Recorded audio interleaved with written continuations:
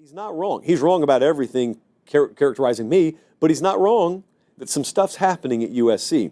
You may or may not be aware, folks, that USC's got the #1 recruiting class in the country for 2026. Save it. Save your breath. I know how it goes. In fact, it really wouldn't. Welcome to the Put on Waivers Media Group, home of the Put on Raiders podcast and the Student Body Right podcast. This is your place for the best breakdowns and the best insight for those who fight on and bleed silver and black. Now, here are your hosts, Dwayne Douglas and Ryan Holmes. And welcome, everybody, to the glorious episode of the Student Body Rights USC podcast. I'm your host, Dwayne Douglas, along with Coach B, and we are podcasting on the beautiful shores of the Pacific Ocean. Beautiful day out here in Southern California. POR. That's my Twitter handle. Also, POR_SBR.bsky.social is I'm on Blue Sky, so let's help build the community out there on Blue Sky before Twitter actually explodes. We also have Coach B on Twitter. He's at Blue DVL. That's Blue DVL 21. Blue DVL 21. So check him out there. On Instagram, you can check me out on _podcast.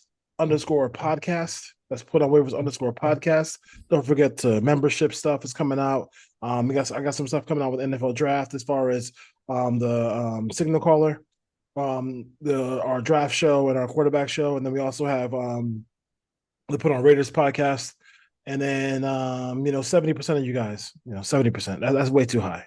I mean, it's a good completion percentage for a quarterback, but if you're gonna come to the channel and watch, like y'all watching full shows, like this, right. Just hit subscribe. Don't play games. We're also working on some guests coming up here in the next coming weeks as the offseason continues for the Raiders, for USC, and then we'll do it. And I think maybe Coach B will do a little Raiders Chargers show, you know what I'm saying? Because so everybody says there's no real Charger fans out here. He's a real Charger fan, so absolutely represent. I want to thank everybody watching the show out there in Stockton, California, Milwaukee, Wisconsin, Kingston, Jamaica, family out there. So we appreciate y'all, all the brethren out there, and then and also in England. So USC fans are everywhere. So appreciate that. Well, a year from now, a year ago, we were all sitting here looking at Juju and being like, yes, he's committed to USC, but we all knew he wasn't coming. we had that feeling he wasn't coming, right? So the last minute, they kind of parlayed that into Hussein Longstreet, which we're all excited about.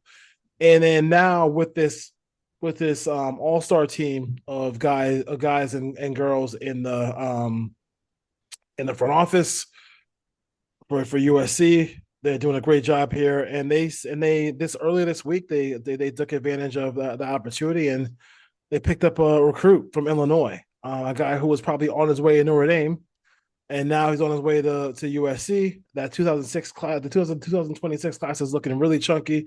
Matter of fact, it's also the number one class in the country, so according to 24/7 Sports, which is where USC should be.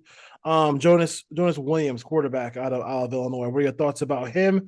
It is hard to watch him play and not look at a guy who used to wear number 13 for USC and not have some kind of comp there as far as that goes. If he's like 75% of Caleb Williams, I think we'll be happy. But what are your thoughts about USC just snagging him in that class?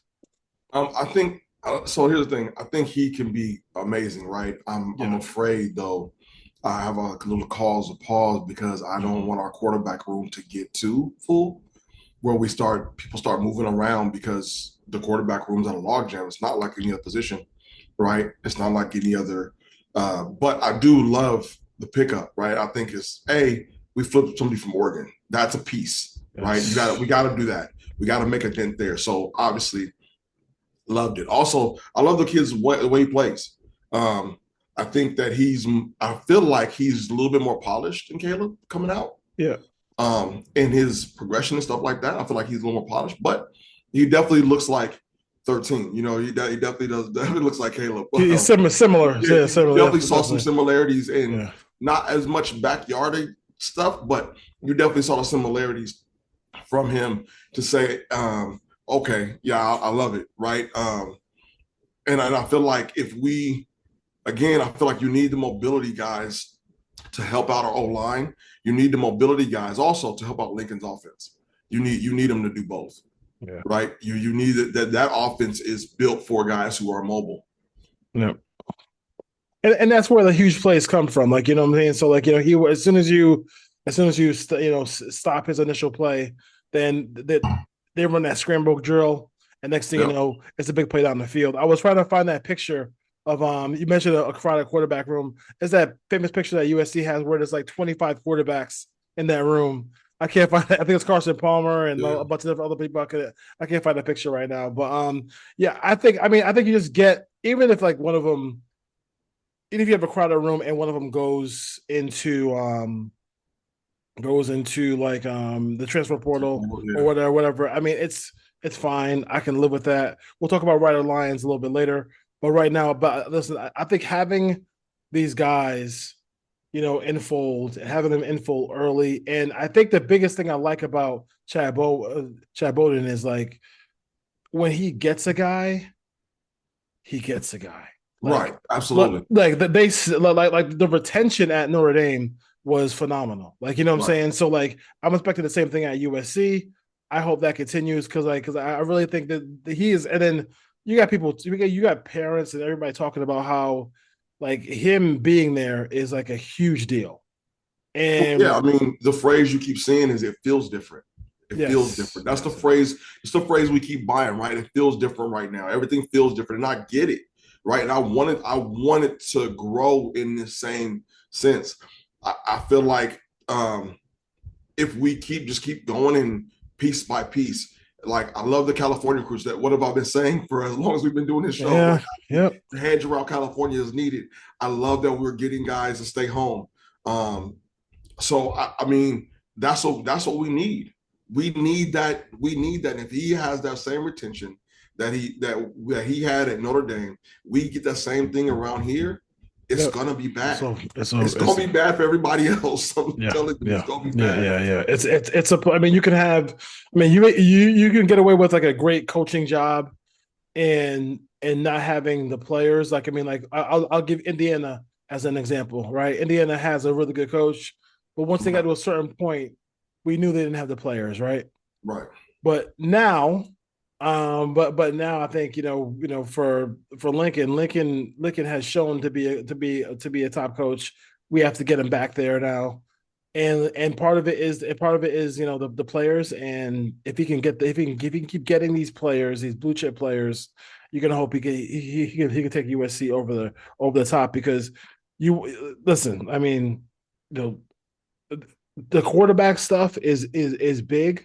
But I think what happened today was even bigger than the quarterback stuff because we know that Lincoln, even when Lincoln was by himself and before Bowden and everybody came, Dre Brown, all the folks came. We all know he could bring talented players and talented quarterbacks in the SC. But I'm trying to. If I butcher your name, young man, it's okay. I'm gonna try. I'm gonna try to get it. Do you got it? Do you got it, or you think you want me to go for it? No, I put a shot. Samatu Cat Tanango, from California, defensive lineman, one of the best. You know, I think he was the number 10 in California, number 6 overall. Just a beast of a defensive lineman. He's going to be a guy who's going to just tear things up for SC coming up here, and you can see that room with Nua, that room with Coach Hennessy, Coach Henny, is just kind of taken off right now, and they have a lot of different kind of bodies in there. They have a lot of guys who can go get the quarterback, the guys who stuff to run. Like I am anxious to see all this stuff come together. And listen, like we know the trenches are here, and that's what's going to have to be, the next level thing is like, can they get the trenches right? If they get the defensive line right, I mean, it's just a matter of time before this defense really takes off. Or D'Anton Lynn can do all the things he wants to do on the defensive side of the ball. No, absolutely, right. And I think that, and here's the thing, man. Like we what do we say, Lynn? We knew the defense was gonna come together. What do we need? We need the thing that failed us the most last year to pick it back up. And we have all the confidence in Lincoln Riley. You know what I mean? Like, he brought somebody else in. He's looking at the pieces we have around us, and he didn't panic. Like, you haven't seen, I haven't felt Lincoln panic at all, right? Yes, that's true. That's true. You haven't felt this undeniable need to say, "Oh, I need to go out and grab this person, this person." You haven't heard our name, like, because like, there's players that are out there that are pipe dreams, and you know it because we're building, right? And I feel like when we panic, we throw our names in those hats just to pacify and make people feel good. We're not doing that. Where he's being very strategic about how he's going about business and how he's going about recruiting, and the guys that he's going after, we're getting. The guys that we're going after, we're getting. Like, I'm sorry, people, like, the guys that we're locked into, we're pretty much getting. Yeah. He hasn't panicked when he knew that Juju was what they would call for the streets. He said, I got a guy in my backyard that, hey, I'm finna get him, and we're locked in. And he visited him, and he made sure that he was locked in. So, I mean, the thing about it is, like, and that's what I like, right? I don't like us being in a position where we feel like we're begging somebody to come play for us. I like to be in a position where guys want to come play for us because of the tradition, because of the helmet, right? Because of the Cardinal and Gold. That makes me feel like, okay, we're getting back to where we need to be as a program, and we're building that, because I think that, everybody we have in the building, like you said, the coaching wise, those guys they're not just recruiting dogs, they're actually building players too. They're not letting dogs just be dogs. You know what I mean? You get a lot of programs that we've seen in the past where guys come in and they're just dogs. Like, okay, let him play. Whatever he wants to do, let him do it. No, we're coaching them up now. You know what I mean? We're getting we're offering things that, like, we can say, the people can say whatever they want about SC. Like, you know what I'm saying? Like, whatever. And then until we actually, like, have the 10-win season and make the playoffs, I get it. I get that part of it. Like, the proof has to be in the pudding. But at the end of the day, like, we are offering something that people cannot offer. You cannot tell me, if you're a defensive lineman, you cannot tell me that there's somewhere else in the country, maybe like 2 or 3 schools that are on par with SC as far as with Nua and Coach Henderson. You can't. No, not at all. And that's the thing. Like, I don't even think you're on par anymore. I don't think those schools are even on par anymore. And that's just, people call it bias or whatever. I don't think they're on par anymore. It's not bias. It's just true. It's on par because we have a guy that's been in the league. You got a guy in Coach Newell who's coached good defensive linemen already. Yeah. Right. And put them out in the league. So we have guys that are already here that know how to develop talent. You know what I mean? Like, I was in a discussion with somebody the other day, and they were talking about Bear, and I'm like, what about him? Like, I like him as a talent. Could he be great? Yeah, he could be great. But when you want it, you have to put the work in. And I'm not sure he was ready to put the work in of what the coaches were asking him to do. And with these 2 coaches, I will rely on their expertise at what they do, at being the best at what they do, over somebody else's word. You have to prove me wrong. Like, you have to tell me. Tell me that he has made a tremendous amount of money on Bear Alexander off of the 2 sacks in that championship game. Like, he's made a lot of money off of that. And, like, I'm just saying, like, I mean, like, he played with he didn't play with Jalen Carter. He played with the other defensive. He played with the other defensive tackle. No, it would be Jordan Davis. Jordan. Was Jordan, or it was Jalen? Because it was Jalen. Oh, Jalen. Okay, Jalen. Jordan Davis was first. Yeah. So, like, I mean, so at the end of the day, like, I mean, he has to put in that work, and if he puts in work, he has talent, no question about it. But I think the thing about it is, like, things always get tough in football. So that's where Bear struggled. Like Yes. when things get tough, he was like, you know what, I can go somewhere else. But now look at his career. He has been at a different school almost every year, Since and high school. since high school. Since high Like school. as soon as you challenge him, he bounced. Yeah. So this is not like getting Derek Harmon, or Oregon. Like Derek Harmon, I wanted that player so bad because I know how good he was. Like Yeah, right. he's phenomenal. Like him Right. and Walter Nolan and at Ole Miss one of my favorite defensive linemen. So 100%. But like no, I mean he's not the guy. So it's about how you want to work, and I think they have. I think they can sniff out bullshit, and Right. that's the reason why some of these guys who were highly touted are not here anymore, because SC needs to sniff out the bullshit and move on. And I think they moved on from some talented players, and like we'll see how see what kind of years they have, whatever. But they weren't going to do it here, and we have to go out there and just go out there and take care of our business as well. So Samotu, I mean, I am excited for him in that class. Again, that class is phenomenal. We all talked about it. Now I think we're up now at 63% of that class is California. Mm-hmm. That's where it should be, and hopefully that continues there as well. So I did want to talk about Jonah, talked about Samotu. I did want to talk about this growing trend here, and this is a tradition that I think we're both kind of saddened by, is that all these big schools, including SC, are not having spring games anymore. And I get it. I understand. I think we all understand why. For those who don't understand why that's happening, I'll have Coach B kind of talk about that stuff. But for the most part, yeah, I mean, it is kind of sad to see some of these schools not have spring games, because it was kind of like a cool way to go talk to some alums and talk to some players and just talk to people around the program during that time period. What are your thoughts about SC and some of these big programs not having spring games anymore? Well, I mean, like you said, it's saddening, right? Saddening. People were like, "Oh, it was for the fans." You're right. It was for the fans. It was for the fans. Yeah. Right? You're absolutely right. It was for the fans. No doubt about it. Right? It was about getting everybody engaged. Cool. It was also about, you also saw some things with the program where you could see things in live action with the refs. Players got to see. Now, I think it's happening because we're in this second portal, this second transfer portal, right? Once that second transfer portal ends, I believe the spring game comes back. After this year is the last year of that second transfer portal. The reason why it was so huge was you started getting people recruited right after the second portal.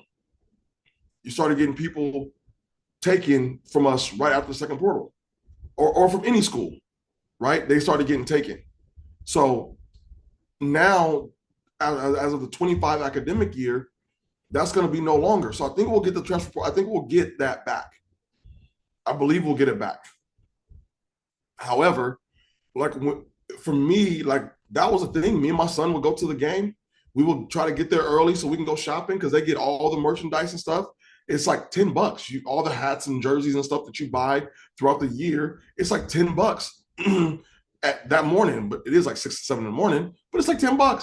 But it was worth it. We get out there early. Me and my son get out there early. We get our stuff, put it back in the car, and then we go, walk around, and we're able to just enjoy people. Like it brought everybody in. You know what I mean? It's a lot of buy-in to that, and I feel like we want to push season tickets. People are pushing season tickets that way. Yeah, that's true. You know what I mean? And then I know some folks will go there and meet people, and they'd be like, "Hey, listen, after having a conversation with somebody, hey, listen, I can't go to this game. Mm-hmm. I'll sell you the ticket right now." Like, you know what I mean? Like, and you kind of have that rapport with somebody as well. So, it is kind of sad that that's kind of come to that point. But I do understand, like, people are trying to snipe players during spring games. Like, you know what I mean? Like, oh, you didn't play this, you didn't play. They got this guy playing in front of you. How you gonna, you know what I'm saying? Whatever. So it's like, I get it. Like, I totally understand why teams aren't doing it anymore.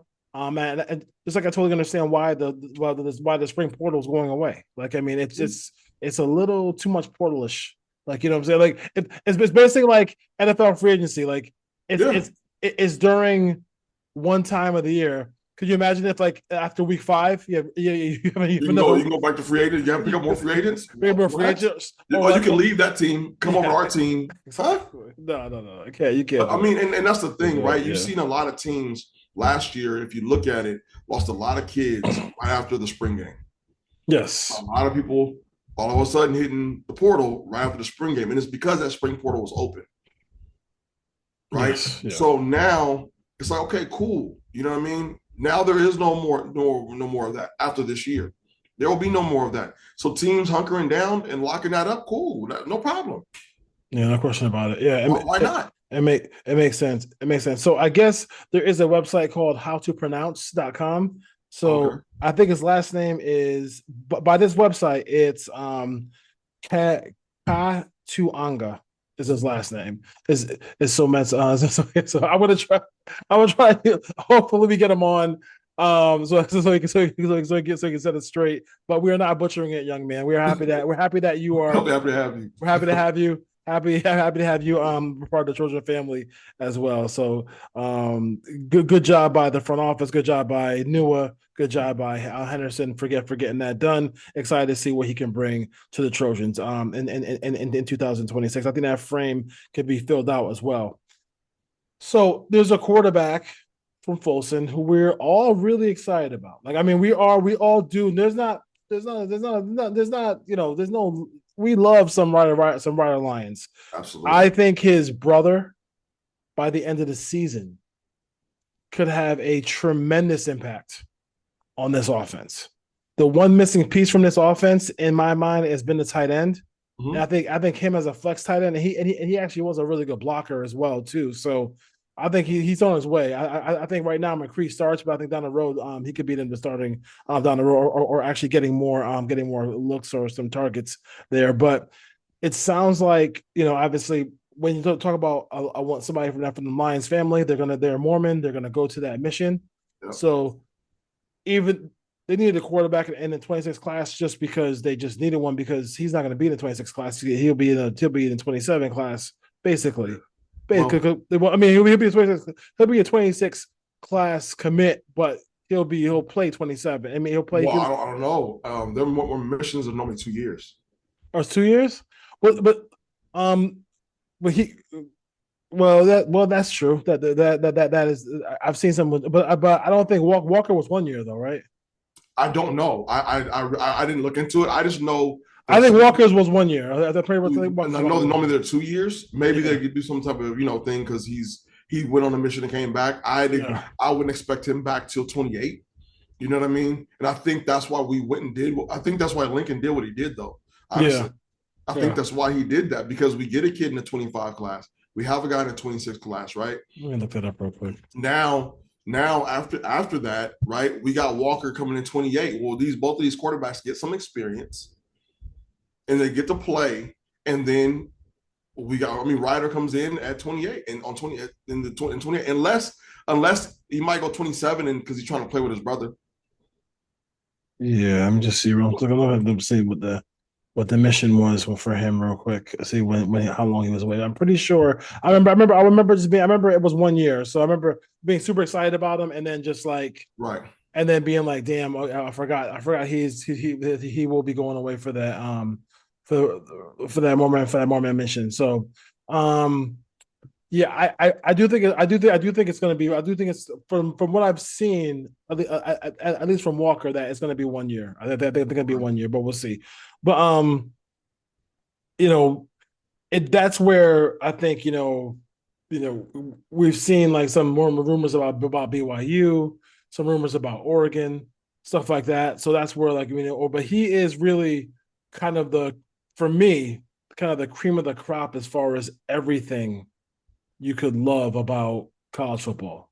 about college football quarterback. Yeah. He can move, he can improvise, he can if you keep him in the pocket all day, he can beat you that way as well. That's where he can see it. I watched him because my nephew plays at Folsom. And so when you watch him play, bro, He's one of the most he's one of the most dynamic quarterbacks I've seen. Not that just I've seen and what he's able to do in his ability. Yeah. Right, like you said, he can stand in if you want him to stand in. He can move around and improvise if he needs to. He goes through progressions when he needs to. Like there's very few chinks in his armor that you'll be like, oh well, he can't do this, and it's very very bad. You know what I mean? It's like the things that he doesn't like. Everything that he does right now is A status, right? Mm-hmm. And the things he doesn't do well are like B minus status. It's not like you're just this precipitative drop off that you have to worry about. All these things are glaring roles. I mean, I'll see him again this year. I think that, but I think that if we secure him and we're able to basically have him go on his mission and stash him in the back and let everything else develop, and man, sky is going to be the limit for sure. The one thing I think we can give him that he doesn't have is a run game. Yeah. He doesn't have a true run game at Folsom. They're trying to air the ball out. That's true. That's true. Yeah. And I think he's always, and I think the thing this year too is it's always interesting to see whether or not Link how much I do. Everybody says it. I mean, I guess I gotta see that to believe it. But if he runs the football, I mean, it's gonna lead to bigger plays for this offense. Because I mean, Lincoln can run the football for like 7 yards a clip and still kind of dip into that passing game a little bit too much. Yeah, it's not him running the football. It's more of him committing to running the football. Because he runs the football. Like I can't say that he doesn't. It's just that he gives me the Kyle Shanahan. When I need you to run the football, you decide to throw the football. Come on, genius, run the football. It's okay. It's okay. It's okay. Football games doing what? Running the football. So it looks like Walker Lyons was his elder Walker Lyons, and he was doing his more mission in 23.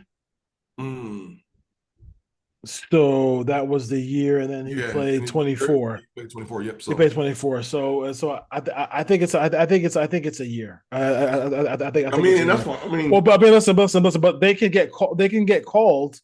Yeah. And be like, hey, I'll see you in 2 or 3 years. Like, you know what I'm saying? I mean, that's the way.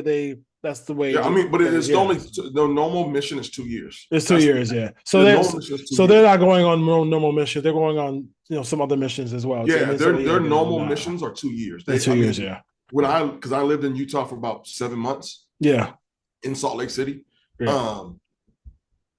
Their normal missions that people I met there were like 2 years. Like that's the average time people left right out of high school, whatever. They went on 2 years. I think I don't know if you remember Reno Mahe. He played for the Eagles. Okay. He ended up at BYU, but he also did the same mission, came back. So again, there were no like 2 years. I think Reno went on his mission right before college. Okay. Yeah. So we have that too. Yeah. So like I said, we'll whoever gets him, hopefully is USC. That is gonna they gotta wait. They're gonna have to wait and hope that he actually stays. So let's looking at this. Looking at the board right now. For the 2026 class, it's number 1 overall, number 1 composite, whatever that means. And then you got Xavier Griffin, a 4-star. You got RJ Sermons, who's going to be 4-star. You got K Tuanga as a 4-star. You got Brandon Lockhart, who is Brandon Lockhart. If you're a USC fan and you don't follow Brandon Lockhart, you are missing out. Because this dude, he's trying to be a recruiter himself for SC. Like anybody, he puts the fight up sign to fight on sign to every recruit who does that. You got we got Brandon Jones, Sean Alston, Jonas Williams. We talked about. It's Jonas Williams. If I said Jonah, I apologize. Then you got Joshua Holland. You got Madden coming out, and you also got Jamiron Baker, and then Andrew Williams as well, kind of rounding out everybody as well. And these cities, Los Angeles, California, Chatsworth, California, Bellflower, California. Let's see what else we got. Los Angeles, California, Rancho Santa Margarita, California, Rancho Cucamonga, California. So let's just keep keep those folks coming. I mean, listen, we also, I mean, Xavier Griffin is from Georgia. Coach Henny, he got to have that. Yeah, he gonna have his. He gonna go home. He's gonna go home and get one. He gonna go home and show them that go home and get one. that the West Side got to ride. You know what I'm saying? So he gonna do that. So we know that already. And shout out to oh my God, shout out to Thanos who's at the basketball game with the. He had one of the freshest Joe McKnight shirts. Have you seen that shirt? Yeah, I was like, yo, where? I gotta contact him for that one because I'm like, yo, where did you get that Joe McKnight shirt from? Because that Joe McKnight shirt was fire. That was dope. But anything else before we go? No. So we get talked about like basically the recruiting is going in the right direction. We like what we see there. Some big time recruits are coming to SC, to play for Lincoln Riley. We have the front office to get that done. Oh yeah, shout out to Carson Palmer. He's sending his kids from Santa Margarita over to us. So shout out to Carson. Hey, Carson. Listen, I met Carson Palmer, and let me say this. I'm not saying I have like normal size hands. This dude shook my hand, dude, and it was like up here, dude. Like, I mean, dude, you can't even like. There are things about big time athletes that you don't, until you see them in person, you can't really appreciate. First of all, he was nice as hell because he was a guy who was a former Trojan and a former Raider, so he had both of my hearts there. But had a good 15-20 minute conversation, dope as hell. Cool dude. But like you see how physically big some of these people are. It's like when you're playing Madden, you can't really appreciate how big. I'll tell you this real quick story before we go. Last year when I was on the field pass for I was on the field for, I forget what game it was. Matt Barkley ran us out of the tunnel. Matt Barkley's one of the biggest humans I've ever seen in my life. Like, I didn't think he was that big, bro. I'm like, Paul, but I didn't think Matt was that he's big. Like, he's a big dude. I didn't think he was like 6'5". I'm like, this dude towers. Yeah, he's a big dude. It's a big dude. I mean, yeah. It's good. And when I was on the field, I mean, I got a good appreciation for when I was on the field at the Holiday Bowl in San Diego. That was like, I mean, I don't know how you cover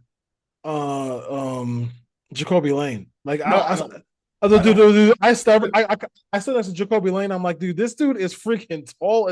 There's no corner in football, college football, pro football, who is as tall as Jacoby Lane. He is ridiculous. He's ridiculously tall. Like, I can't. I mean, it's crazy. It's crazy nuts. All right. More stuff coming for you the coming weeks. Some guests coming up as well. So, and don't forget to subscribe to the show.